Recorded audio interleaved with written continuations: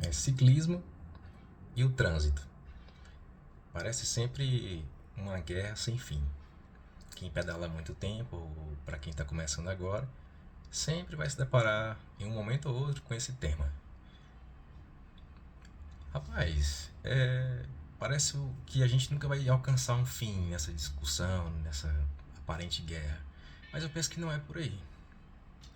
Eu penso que quando a gente tem propósito, tem um foco, tem a mente no lugar, a gente sai de casa dirigindo, fazendo papel de motorista, ou sai de casa como atleta de ciclismo. Ninguém sai pensando em atrapalhar a vida dos outros. Ninguém sai pensando em ser obstáculo no caminho alheio.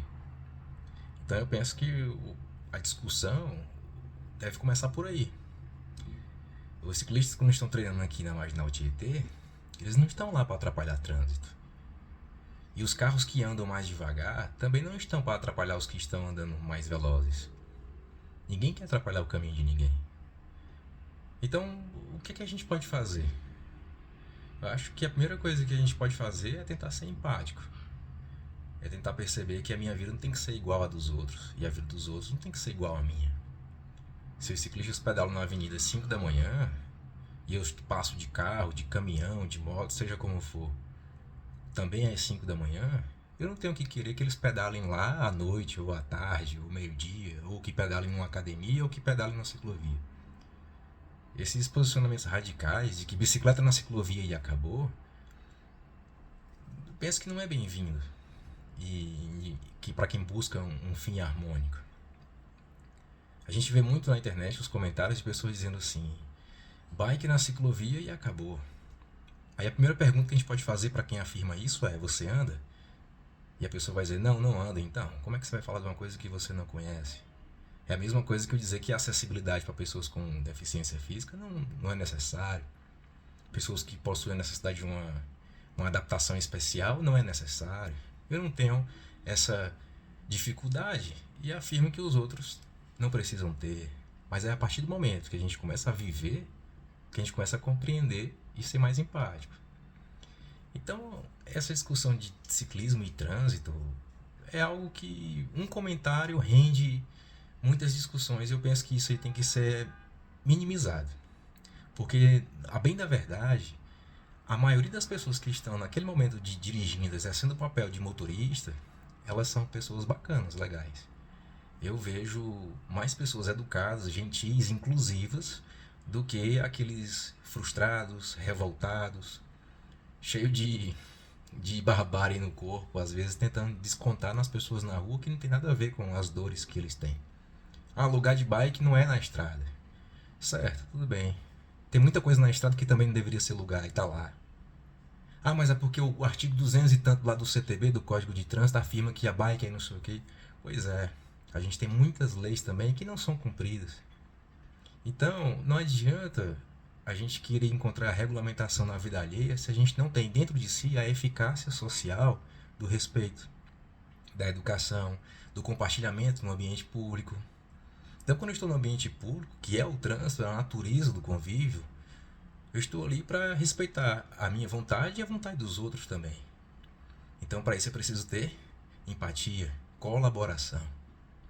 Então, quando os ciclistas estão pedalando numa rodovia, numa avenida, tenha em mente que eles não estão lá para atrapalhar a sua vida. Pelo contrário, eles estão lá aproveitando o momento especificamente deles.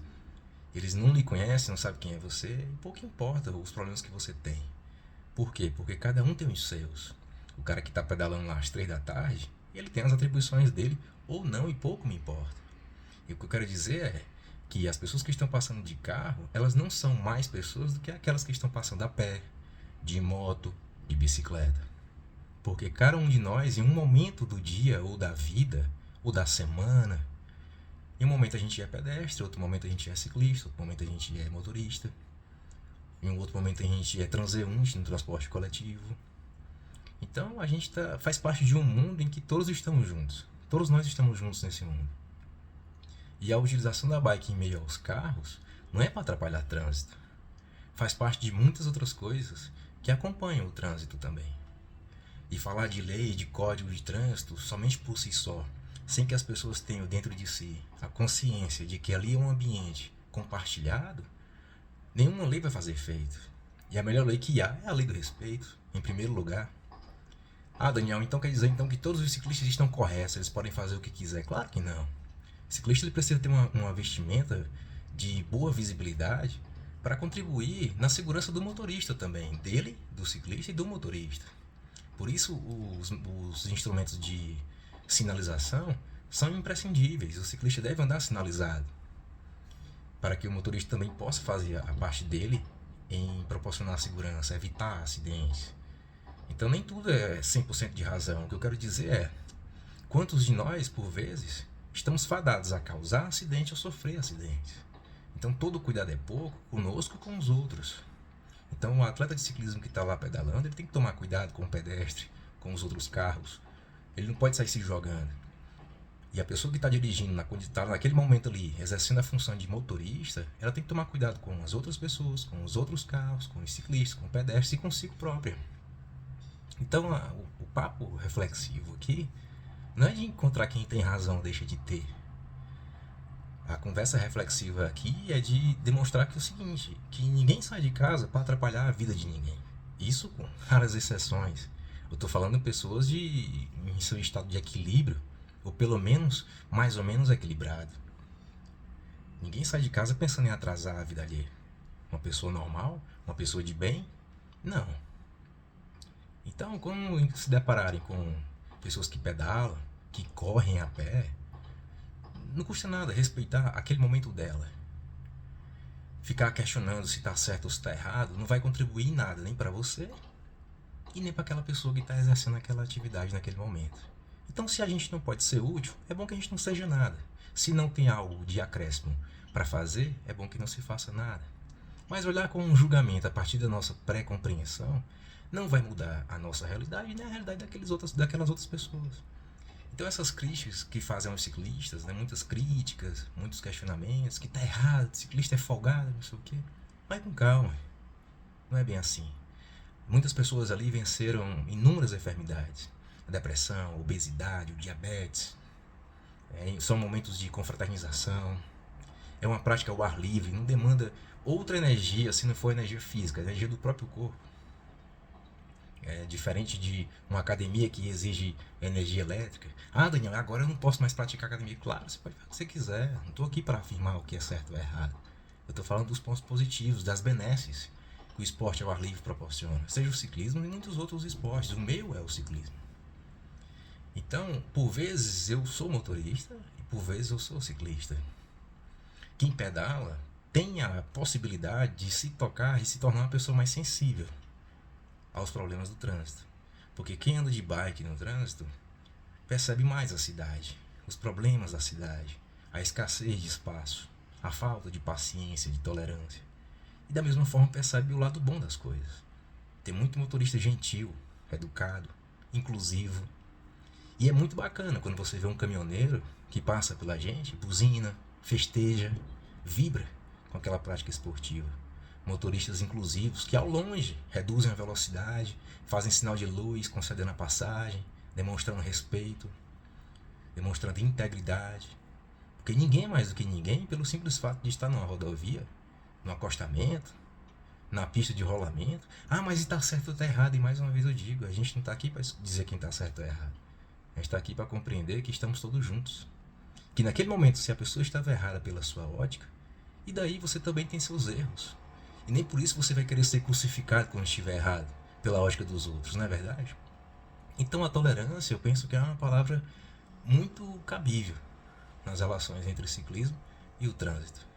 E ressalto de que tem mais pessoas bacanas, bem mais pessoas educadas e inclusivas do que as pessoas revoltadas na condução de um veículo. Tem muito mais gente boa, que respeita os ciclistas, que inclui e que são ciclistas também em outros momentos. Então eu penso que isso aí é um assunto que já avançou bastante com a expansão do esporte e tende a avançar mais ainda. E que a gente deve diminuir, reduzir esses comentários de ataque, comentários de ego, quem está certo, quem está errado, quem vai vencer essa guerra. Eu penso que a gente pode compartilhar o espaço, sim. E afirmo que quem não pedala, a partir do momento que começa a pedalar, passa a compreender, porque muda de vida, e muda mesmo. Muda muito a vida de quem não pedalava e passa a pedalar.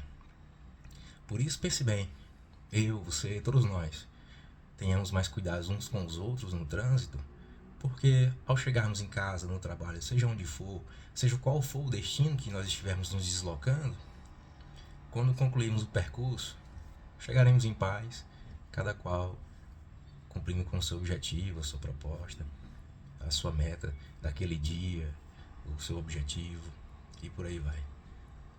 Então é isso, uma reflexão, um papo reflexivo.